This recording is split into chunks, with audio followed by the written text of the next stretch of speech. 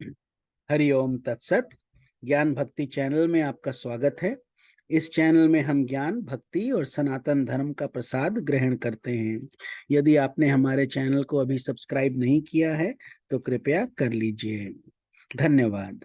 हमारा दंडवत प्रणाम है ब्रह्मांडीय ईश्वरीय शक्ति को, हमारे पूजनीय गुरुदेव श्री स्वामी ज्योतिर्मयानंद जी महाराज को, सब संतों और शास्त्रों को और आप सब में विद्यमान परमेश्वर को।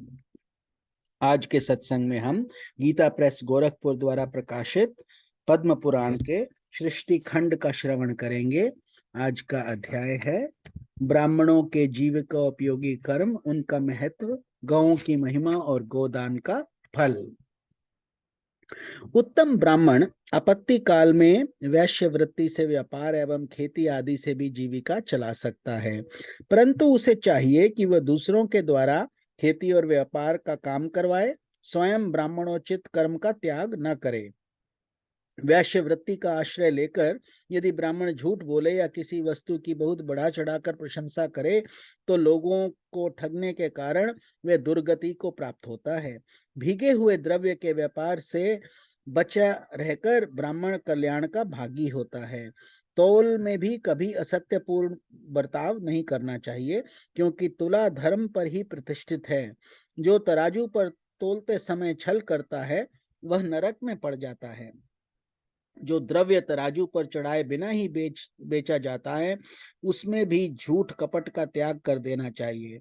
इस प्रकार मिथ्या बर्ताव नहीं करना चाहिए, क्योंकि मिथ्या व्यवहार से पाप की उत्पत्ति होती है। सत्य से बढ़कर धर्म और झूठ से बढ़कर दूसरा कोई पाप नहीं है। अतः सब कार्यों में सत्य को ही श्रेष्ठ माना गया है। यदि एक और 1000 अश्वमेध यज्ञों का पुण्य और दूसरी ओर सत्य को तराजू पर रखकर तोला जाए तो 1000 अश्वमेध यज्ञों की अपेक्षा सत्य का ही पलड़ा भारी होता है। जो समस्त कार्यों में सत्य बोलता है और मिथ्या का परित्याग करता है वे सब दुखों से पार हो जाता है और अक्षय स्वर्ग का उपभोग करता है। ब्राह्मण व्यापार का काम दूसरों के द्वारा करा सकता है, किंतु उसे झूठ का त्याग करना ही चाहिए। उसे चाहिए कि जो मुनाफा हो उसमें से पहले तीर्थों में दान करे, जो शेष बचे उसका स्वयं उपभोग करे। यदि ब्राह्मण वाणिज्य वृत्ति से न्याय पूर्वक उपार्जित किए हुए धन को पितरों, देवताओं और ब्राह्मणों के निमित्त यत्न पूर्वक दान करता है तो उसे अक्षय फल की प्राप्ति होती है। वाणिज्य लाभकारी व्यवसाय है, किंतु दो उसमें बहुत बड़े दोष आ जाते हैं: लोभ न छोड़ना और झूठ बोलकर माल बेचना। विद्वान पुरुष इन दोनों दोषों का परित्याग करके धनोपार्जन करे। व्यापार में कमाए हुए धन का दान करने से वह अक्षय फल का भागी होता है। नारद, पुण्य कर्म में लगे हुए ब्राह्मण को इस प्रकार खेती करानी चाहिए। वे आधे दिन दोपहर तक 4 बैलों को हल में जोते। 4 के अभाव में 3 बैलों को भी जोता जा सकता है। बैलों से इतना काम न ले कि उन्हें दिन भर विश्राम करने का मौका ही न मिले। प्रतिदिन बैलों को 4 चोर और व्याघ्र आदि से रहित स्थान में, जहाँ की घास काटी न गई हो, ले जाकर चराए। उन्हें यथेष्ट घास खाने को दे और स्वयं उपस्थित रहकर उनके खाने पीने की व्यवस्था करे। उनके रहने के लिए गौशाला बनवाए, जहाँ किसी प्रकार उपद्रव न हो। वहां से गोबर, मूत्र और बिखरी हुई घास आदि हटाकर गौशाला को सदा साफ रखे। गौशाला संपूर्ण देवताओं का निवास स्थान है, अतः वहां कूड़ा नहीं फेंकना चाहिए। विद्वान पुरुष को उचित है कि वह अपने शयन गृह के समान गौशाला को साफ रखे, उसकी फर्श को समतल बनाए तथा यत्न पूर्वक ऐसी व्यवस्था करे जिससे वहां सर्दी, हवा और धूल धक्कड़ से बचाव हो। गौ को अपने प्राणों के समान समझे, उसके शरीर को अपने ही शरीर के तुल्य माने। अपनी देह में जैसे सुख दुख होते हैं वैसे ही गौ के शरीर में भी होते हैं, ऐसा समझकर गौ के कष्ट को दूर करे और उसे सुख पहुंचाने की चेष्टा करे। जो इस विधि से खेती का काम करता है वह बैल को जोतने के दोष से मुक्त और धनवान होता है। जो दुर्बल, रोगी, अत्यंत छोटी अवस्था के और अधिक बूढ़े बैल से काम लेकर उसे कष्ट पहुंचाता है उसे गौ हत्या का पाप लग जाता है। जो एक और दुर्बल और दूसरी ओर बलवान बैल को जोड़कर उनसे भूमि को जुतवाता है, उसे गोहत्या के समान पाप का भागी होना पड़ता है, इसमें तनिक भी संदेह नहीं है। जो बिना चारा खिलाए ही बैल को हल जोतने में काम में लगाता है तथा घास खाते और पानी पीते हुए बैल को मोहवश हाँक देता है, वे भी गो हत्या के पाप का भागी होता है। अमावस्या, संक्रांति तथा पूर्णिमा को हल जोतने से 10,000 गौ हत्याओं का पाप लगता है। जो उपर्युक्त तिथियों को गौओं के शरीर में सफेद और रंग बिरंगी रचना करके काजल, पुष्प और तेल के द्वारा उनकी पूजा करता है, वे अक्षय स्वर्ग का सुख भोगता है। जो प्रतिदिन दूसरे की गाय को मुट्ठी भर घास देता है, उसके समस्त पापों का नाश हो जाता है तथा वह अक्षय स्वर्ग का उपभोग करता है। जैसे ब्राह्मण का महत्व है, वैसे ही गौ का महत्व है। दोनों की पूजा का फल समान ही है। विचार करने पर मनुष्यों में ब्राह्मण प्रधान है और पशुओं में गौ। नारद जी ने पूछा, नाथ, आपने बताया है कि ब्राह्मण की उत्पत्ति भगवान के मुख से हुई है, फिर गौओं की उससे तुलना कैसे हो सकती है? विधाता, इस विषय को लेकर मुझे बड़ा आश्चर्य हो रहा है। ब्रह्मा जी ने कहा, बेटा, पहले भगवान के मुख से महान तेजोमय पुंज प्रकट हुआ। उस तेज से सर्वप्रथम वेद की उत्पत्ति हुई। तत्पश्चात क्रमशः अग्नि, गौ और ब्राह्मण ये पृथक पृथक उत्पन्न हुए। मैंने संपूर्ण लोकों और भुवनों की रक्षा के लिए पूर्व काल में एक वेद से चारों वेदों का विस्तार किया। अग्नि और ब्राह्मण देवताओं के लिए हविष्य ग्रहण करते हैं और हविष्य घी गौओं से उत्पन्न होता है, इसलिए ये चारों ही इस जगत के जन्मदाता हैं। यदि ये चारों महत्तर पदार्थ विश्व में नहीं होते तो ये सारा चराचर जगत नष्ट हो जाता। ये ही सदा जगत को धारण किए रहते हैं, जिससे स्वभावतः इनकी स्थिति बनी रहती है। ब्राह्मण, देवता तथा असुरों को भी गौ की पूजा करनी चाहिए, क्योंकि गौ सब कार्यों में उदार और वास्तव में समस्त गुणों की खान है। वह साक्षात संपूर्ण देवताओं का स्वरूप है। सब प्राणियों पर उसकी दया बनी रहती है। प्राचीन काल में सबके पोषण के लिए मैंने गौ की सृष्टि की थी। गौ की प्रत्येक वस्तु पावन है और समस्त संसार को पवित्र कर देती है। गौ का मूत्र, गोबर, दूध, दही और घी, इन पंचगव्यों का पान कर लेने पर शरीर के भीतर पाप नहीं ठहरता है। इसीलिए धार्मिक पुरुष प्रतिदिन गौ के दूध, दही और घी खाया करते हैं। गव्य पदार्थ संपूर्ण द्रव्यों में श्रेष्ठ, शुभ और प्रिय हैं। जिसको गाय का दूध, दही और घी खाने का सौभाग्य प्राप्त नहीं होता, उसका शरीर मल के समान है।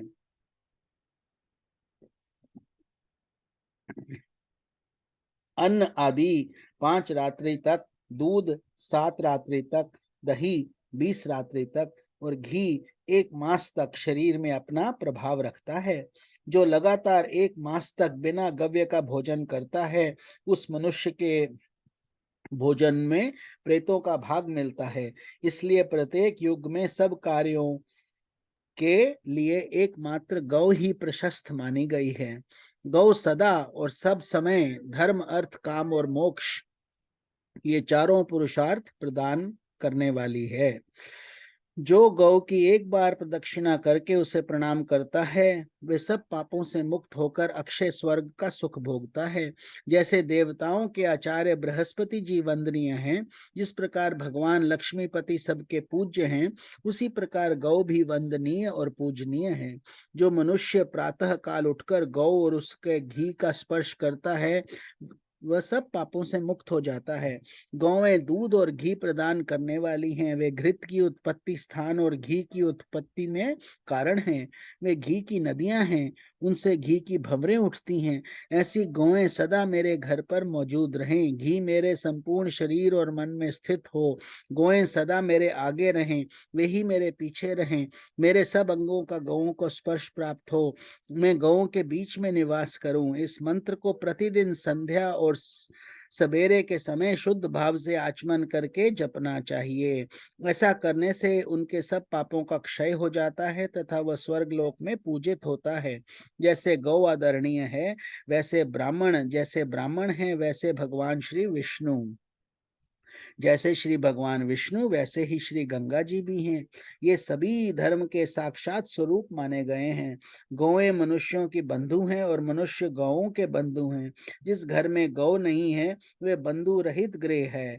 छहों अंगों, पदों और क्रमों सहित संपूर्ण वेद गौओं के मुख में निवास करते हैं।